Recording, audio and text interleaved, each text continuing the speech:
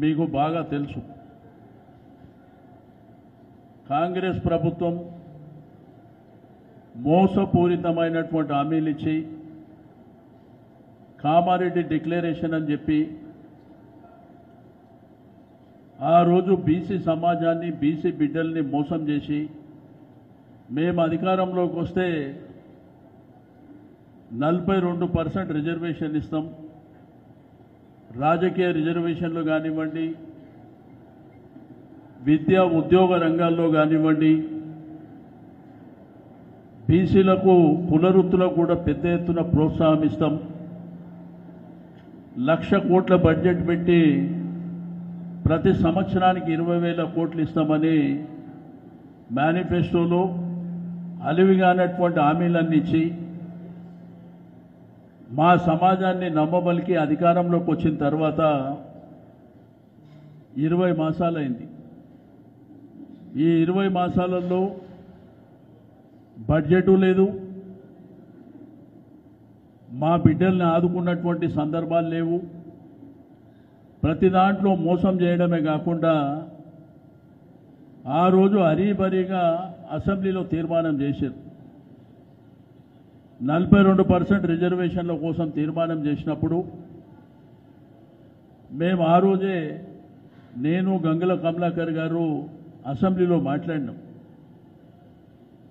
ఇది గతంలో ఎన్టీ రామారావు గారు తీర్మానం చేసిర్రు, వైఎస్ రాజశేఖర రెడ్డి గారు తీర్మానం చేసిర్రు, కేసీఆర్ గారు తీర్మానం చేసిర్రు. ఈ తీర్మానం అయిన తర్వాత 9th షెడ్యూల్లో పెట్టాలంటే కేంద్ర ప్రభుత్వం ఒప్పుకుంటలేదు, మీదంతా డ్రామా అని చెప్పి చాలా స్పష్టంగా చెప్పినాం. కులగణన చేస్తామని చెప్పి ఆ కులగణననే పెద్ద తప్పుల తడక. దానికి డెడికేషన్ కమిషన్ విషయంలో కానీ, లేకపోతే బీసీ కమిషన్ విషయంలో కానీ, లీగల్ ఆస్పెక్ట్లో ఏది చూడకుండా హరీబరీగా తీర్మానం చేసి మరి ప్రెసిడెంట్ ఆఫ్ ఇండియాకు పంపించారు. అక్కడి నుంచి రిప్లై లేకముందే మళ్ళా ఆర్డినెన్స్ తీసుకొచ్చారు. అంటే బీసీలని మోసపుచ్చాలనేటువంటి ప్రయత్నంలో భాగంగా ఈ కార్యక్రమాలన్నీ చేశారు.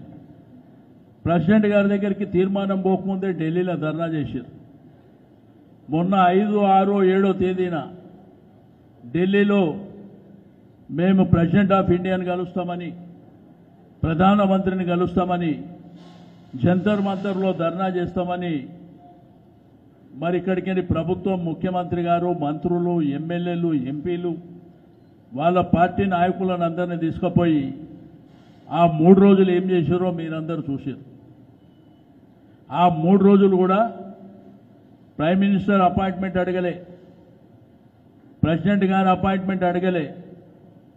ప్రెసిడెంట్ గారి అపాయింట్మెంట్ వస్తుంది, ఒక ముఖ్యమంత్రి ఇంతమంది ఎంపీలు, ఎమ్మెల్యేలు, మంత్రులు పోయినప్పుడు అపాయింట్మెంట్ ఎందుకు ఇయ్యరు?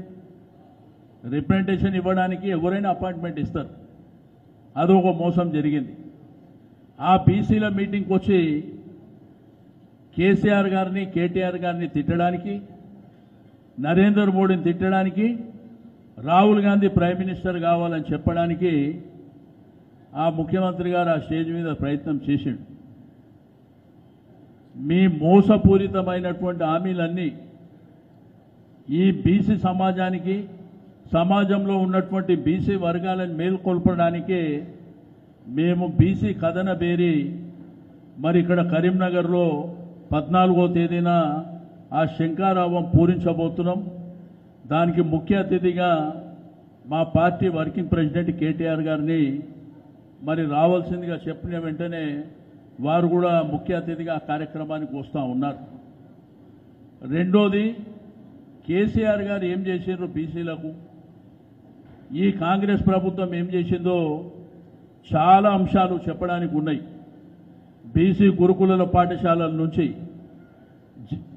ఇంజనీరింగ్ కాలేజీలు, డిగ్రీ కాలేజీల వరకు, బీసీ ఓవర్సీస్ స్కాలర్షిప్ కానివ్వండి, రైతు బంధు, రైతు బీమా కార్యక్రమాలు కానివ్వండి, కులవృత్తులను పెంపొందించడానికి చేసినటువంటి బ్రహ్మాండమైనటువంటి కార్యక్రమాలు కానివ్వండి, అట్లా అనేకమైనటువంటి కొన్ని లక్షల కోట్ల రూపాయల బడ్జెట్ బీసీల కోసం బీఆర్ఎస్ ప్రభుత్వం చేసింది. కానీ ఈ ప్రభుత్వం వచ్చిన తర్వాత 20 మాసాల నుంచి తిట్టడానికి టైం తప్ప ప్రజల కోసం టైం లేదు, సమాజం కోసం టైం లేదు, రైతాంగం కోసం టైం లేదు, నిరుద్యోగులైనటువంటి యువకుల కోసం టైం లేదు.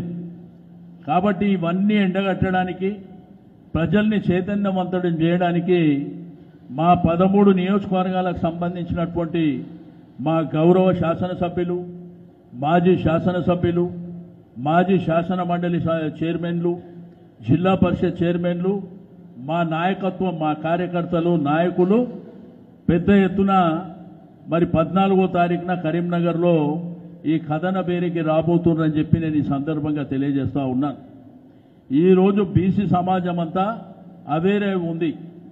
సమాజంలో 185% ఎస్సీలు కానీ, ఎస్టీలు కానీ, మైనారిటీలు కానీ, సింహభాగంలో ఉన్నటువంటి బీసీలే తెలంగాణ రాష్ట్రంలో ఉన్నటువంటి విషయాన్ని నేను ఈ సందర్భంగా తెలియజేస్తా ఉన్నాను.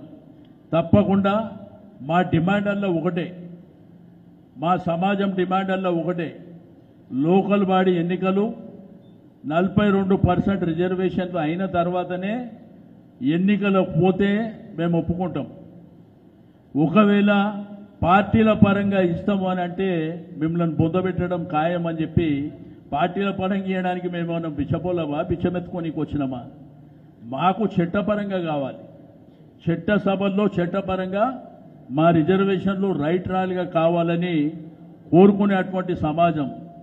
మరి మాకు మా సమాజంలో ఉన్నటువంటి ప్రతి వర్గం కూడా మాకు కావాల్సింది విలువలను కోసం పోరాటం చేసేటువంటి వ్యక్తులం, సమాజంలో మాకంటూ గుర్తింపు కోసం పోరాటం చేసేటువంటి వ్యక్తులం. కాబట్టి ఈ 10 సంవత్సరాల కాలంలో ఒకప్పుడు తెలంగాణ గ్రామీణ ప్రాంతంలో, పట్టణ ప్రాంతాలలో చదువు తక్కువ ఉండే. కేసీఆర్ గారు పుణ్యమా అంటూ 10 సంవత్సరాలలో మరి బ్రహ్మాండంగా చదువుకొని మా పిల్లలు అవేరే ఉన్నారు.